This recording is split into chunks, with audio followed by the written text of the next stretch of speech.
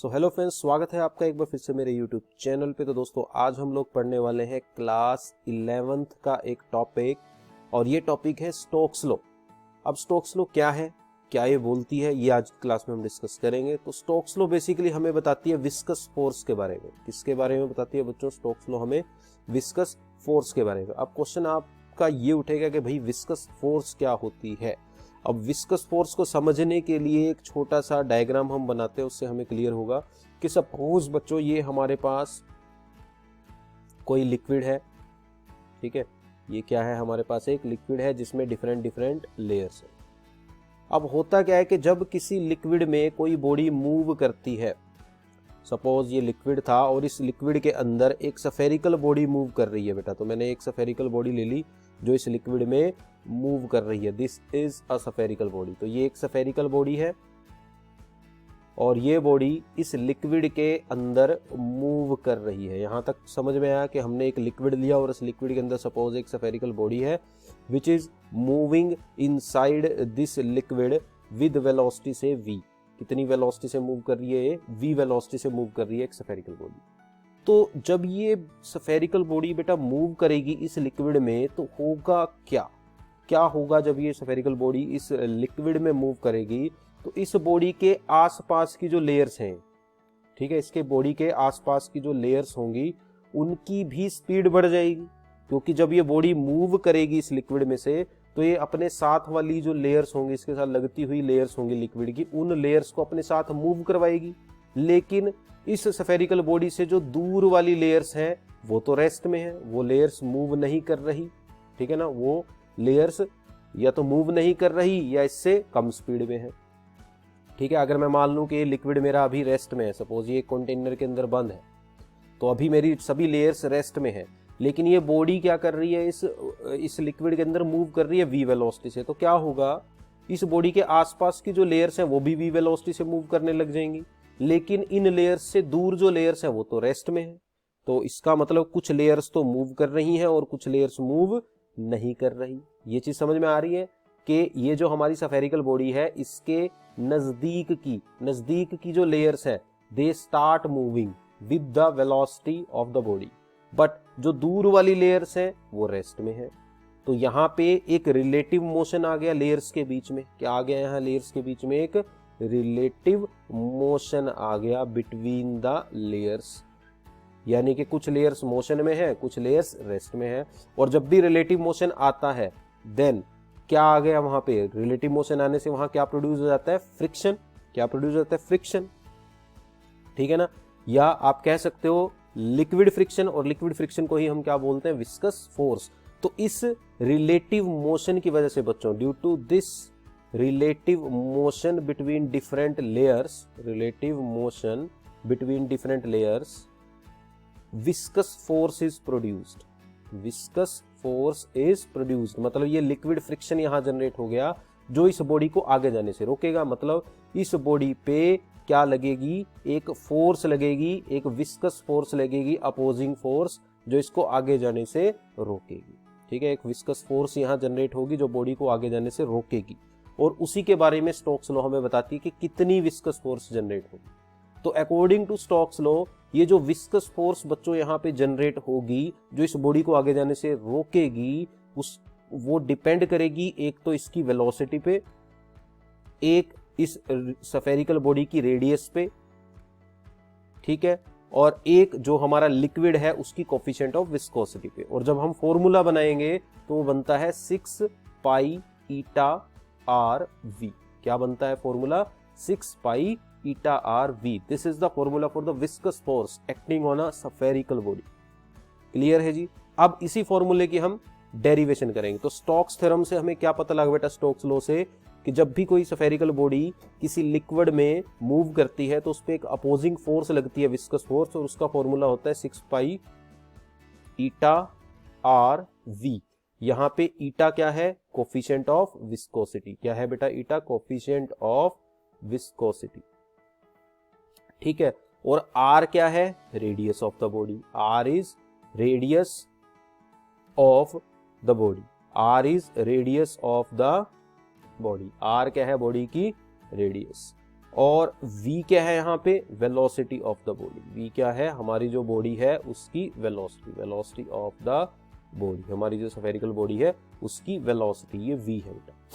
तो अभी हमें ये फॉर्मूला ड्राइव करना है, तो कैसे ड्राइव किया जाए फॉर्मूला, बहुत ही इजी है। +1 क्लास में आपने फर्स्ट चैप्टर में ही पढ़ा था डायमेंशनल एनालिसिस, उससे हम ये फॉर्मूला ड्राइव कर सकते हैं।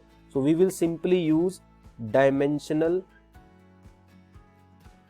एनालिसिस, ठीक है ना। डायमेंशनल एनालिसिस का हम इस्तेमाल करेंगे बच्चों इस फॉर्मूले को डिराइव करने के लिए। कैसे, सिंपल है, हमें गिवन है कि फोर्स हमारी जो है एक्सपेरिमेंटली, मतलब स्टोक्स ने एक्सपेरिमेंटली क्या देखा बेटा कि जो विस्कस फोर्स थी नंबर 1 ये डायरेक्टली प्रोपोर्शनल थी, मतलब डिपेंड कर रही थी कोएफिशिएंट ऑफ विस्कोसिटी पे। अब कितनी पावर इसकी वो हमें नहीं पता, हमने माना कि फोर्स जो है वो कोएफिशिएंट ऑफ विस्कोसिटी की पावर a के डायरेक्टली प्रोपोर्शनल है। इसी तरह से एक्सपेरिमेंटली स्टोक्स को पता था, स्टोक जो साइंटिस्ट थे, कि जो हमारी स्फेरिकल बॉडी है जिसकी रेडियस r है और जब ये बॉडी विस्कस मीडियम में मूव कर रही है तो इस पे लगने वाली विस्कस फोर्स नंबर 1 तो मीडियम की विस्कोसिटी पे डिपेंड कर रही है, कोएफिशिएंट ऑफ विस्कोसिटी पे। दूसरा एक्सपेरिमेंटली उन्हें पता था वो रेडियस पे डिपेंड कर रही है, लेकिन रेडियस की कितनी पावर ये नहीं पता था, तो मैंने मान लिया रेडियस की पावर b। ऐसी थर्ड फैक्टर हमने इंट्रोड्यूस कर लिया वेलोसिटी के। उन्होंने ये भी देखा एक्सपेरिमेंटली कि जितना तेज बॉडी मूव करती थी लिक्विड के अंदर उस पे विस्कस फोर्स, विस्कस ड्रैग उतना ही ज्यादा लगता था, तो हमने माना वेलोसिटी की पावर c पे डिपेंड करती है, v की पावर c। तो यहां तक क्लियर है सबको। तो अगर मैं इन तीनों फैक्टर्स को कंबाइन करता हूं बच्चों, तीनों को कंबाइन करने से मेरे पास बन जाता है f प्रोपोर्शनल टू ईटा की पावर a, r की पावर b और v की पावर c। तो ये तीन फैक्टर मेरे पास आ जाते हैं। अब जस्ट मुझे इस a b c की वैल्यू निकालने, तो वैल्यू निकालनी बहुत ही आसान है बच्चों, हमें सिंपली इनकी डायमेंशंस को इक्वल रख देना है, क्योंकि अगर ये फॉर्मूला डायमेंशनली करेक्ट है, ये फॉर्मूला अगर सही है तो लेफ्ट हैंड साइड पे जो डायमेंशंस होंगे they must be equal to the dimensions on right hand side, है ना। राइट हैंड साइड पे जो डायमेंशंस होंगे, डायमेंशंस तो समझते हो ना, किसी भी चीज का डायमेंशनल फॉर्मूला जो MLT की फॉर्म में होता है, मास लेंथ टाइम, है ना, तो वो हम लिख लेंगे। तो हम जस्ट क्या करेंगे, फोर्स का डायमेंशनल फॉर्मूला निकाल लेंगे, इधर कोएफिशिएंट ऑफ विस्कोसिटी का, रेडियस का, वेलोसिटी का, और तीनों को आपस में इक्वल रखेंगे, कंपेयर करेंगे तो ABC आ जाएगा। तो पहले मैं आपको सबके डायमेंशनल फॉर्मूले बता देता हूं। तो दोस्तों फोर्स का जो डायमेंशनल फॉर्मूला होता है वो होता है बच्चों m1L1T-2। इसी तरह से कोएफिशिएंट ऑफ विस्कोसिटी का जो डायमेंशनल फॉर्मूला होता है वो होता है m1L-1T-1। रेडियस का डायमेंशनल फॉर्मूला बच्चों होता है m0L1T0 और वेलोसिटी का डायमेंशनल फॉर्मूला होता है m0L1T-1। ठीक है, अब ये सारे फॉर्मूले अगर मैं यहां पे रखता हूं तो क्या बनता है, देखो फोर्स का डायमेंशनल फॉर्मूला बनेगा बच्चों m1L1T-2 इक्वल्स टू ईटा। ईटा क्या है, coefficient of viscosity. Coefficient of viscosity का डायमेंशनल फॉर्मूला बच्चों बनता है m1L-1। ये आपको याद रखने पड़ेंगे, बहुत इंपॉर्टेंट है डायमेंशनल फॉर्मूले इनके ये। और अगर आपको नहीं पता कि कोएफिशिएंट ऑफ विस्कोसिटी का डायमेंशनल फॉर्मूला ये कैसा है तो चैट बॉक्स में रिप्लाई करें, एक अलग से वीडियो बना दी जाएगी। सारे की पावर a, देखो ईटा की पावर a है ना, तो इसके डायमेंशनल फॉर्मूले की सारी की पावर a। फिर क्या है हमारे पास रेडियस, तो यहाँ आएगा m0L1T0 सारे की पावर b। फिर मल्टीप्लाई में क्या है वेलोसिटी, तो यहाँ पे आ जाएगा m0L1T-1 सारे की पावर बेटा c। ठीक है, ये आ जाएगा। एक्स्ट्रा चीज़ों को अभी मैं मिटा देता हूँ यहाँ से, इरेजर का इस्तेमाल करके बेटा इसको हटा देते हैं। चलिए आगे सॉल्व करते हैं इसको। तो यहाँ से आपके पास इधर तो यही बनेगा m1L1T-2 और इधर आपके पास बच्चों बनेगा m की पावर a। जब देखो पावर की पावर मल्टीप्लाई होते हैं ना, 1 इंटू a, l की पावर माइनस a, t की पावर माइनस a। यहाँ पे आपके पास m की पावर 0 है, 0 इंटू b 0 और m की पावर 0 1 नहीं होता तो इसको लिखने की जरूरत नहीं। इधर बनेगा l की पावर b और इधर हमारे पास बनेगा, इधर m की पावर 0 है तो लिखने की जरूरत नहीं, l की पावर c, t की पावर माइनस c। फर्दर हमारे पास बच्चों बनेगा m1L1T-2 इक्वल्स टू, यहाँ पे m की पावर देखो कितने बनने वाली है, m की पावर a, इधर m नहीं है, इधर m नहीं, l की पावर, यहाँ l की पावर है माइनस ए, यहाँ एल की पावर है बी, यहाँ एल की पावर है सी, फिर टी, यहाँ टी की पावर है माइनस ए, यहाँ कुछ नहीं है, यहाँ टी की पावर है माइनस सी। तो ये आ जाएगा बच्चों हमारे पास। अब जस्ट हमें इनको कंपेयर करना है, एम की पावर को, एल की पावर को और टी की पावर को आपस में जस्ट हमें कंपेयर कर लेना है। और हमारे पास देखो क्या आएगा, यहाँ एम की पावर ए है, यहाँ एम की पावर 1 है। सो बाय कंपेयरिंग, इधर मैं एक बार इसको रब कर लेता हूँ, साफ कर लेता हूँ, इधर कर लेते हैं कैलकुलेशंस, इजी रहेंगी हमारे लिए। जब तक मैं इसको रब कर रहा हूँ बेटा, अगर आपको वीडियो अच्छी लग रही है तो कमेंट बॉक्स में बताएं कैसी लग रही है वीडियो, ठीक है। तो अब ले लेते हैं पेन, अब मैं करता हूँ आगे की कैलकुलेशन। तो ये हमने लाइन खींच दी। सो बाय कंपेयरिंग, तो बेटा जब हम यहाँ पे कंपेयर करते हैं तो हमें क्या मिलने वाला है, देखो यहाँ m की पावर 1 है, यहाँ m की पावर a है, तो एक चीज तो आ गई कि a हमारा 1 हो गया।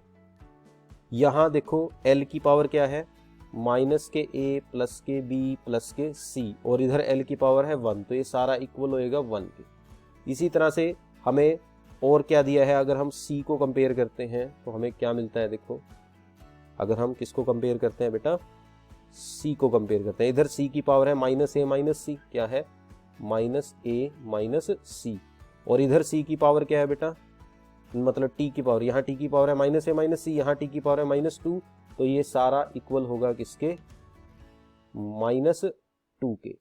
अब इसको सॉल्व कर लेते हैं, देखो a 1 है ना, तो इन दोनों में a को 1 पुट कर लो, यहाँ भी a को 1 पुट कर लो, तो बनेगा माइनस के 1 plus K b plus K c is equal to 1।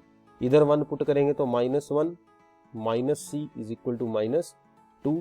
तो यहाँ से माइनस सी को उधर ले जाऊंगा और माइनस 2 को इधर ले आऊंगा, तो आपका c बन जाएगा 2 माइनस 1, यानी कि c भी आ गया 1। तो c की वैल्यू भी 1 आ गई बेटा, a की वैल्यू भी 1 आ गई। ये सारी वैल्यूज यहाँ रखेंगे तो हमारे पास क्या बनेगा, ये माइनस के 1 b एज इट इज, और c कितना है 1, तो प्लस के 1 इज इक्वल टू 1। तो 1 से 1 कैंसिल, तो b is also equal to 1। तो हमने जब कंपेयर किया तो a की वैल्यू भी 1 आई, b की वैल्यू भी 1 आई, c की वैल्यू भी 1 आई। तो ये वैल्यूज यहाँ पे पुट कर देंगे, यहाँ पुट करेंगे तो हमारे पास आ जाएगा, देखो फॉर्मूला बन रहा था ना, f प्रोपोर्शनल टू ईटा की पावर a, r की पावर b और v की पावर c। अब a भी 1 आया है, b भी 1 आया है और c भी 1 आया है।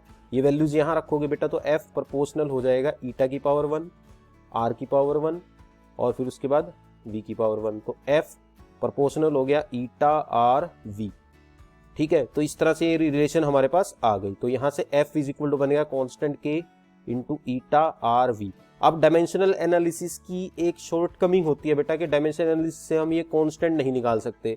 इस कांस्टेंट को एक्सपेरिमेंटली निकाला जाता है साइंटिस्ट के थ्रू। कैसे निकाला जाता है, एक्सपेरिमेंटली, मतलब वो काफी सारी रीडिंग्स लेते हैं, फिर उनको कंपेयर करते हैं, वहां से के निकल के आता है और एक्सपेरिमेंटली के की वैल्यू कितनी निकल के आई, यहाँ पे 6 पाई। तो हमारा फॉर्मूला बन गया f is equal to 6 pi eta R V. So this is the formula for the viscous force which is acting on the spherical body when it is moving in a fluid, in a liquid। तो उम्मीद है आप लोगों को video अच्छी लगेगी। Video अच्छी लगी तो चैनल को सब्सक्राइब कर लें, वीडियो को लाइक जरूर करें, कमेंट बॉक्स में बताएं। धन्यवाद, मिलते हैं नेक्स्ट वीडियो में।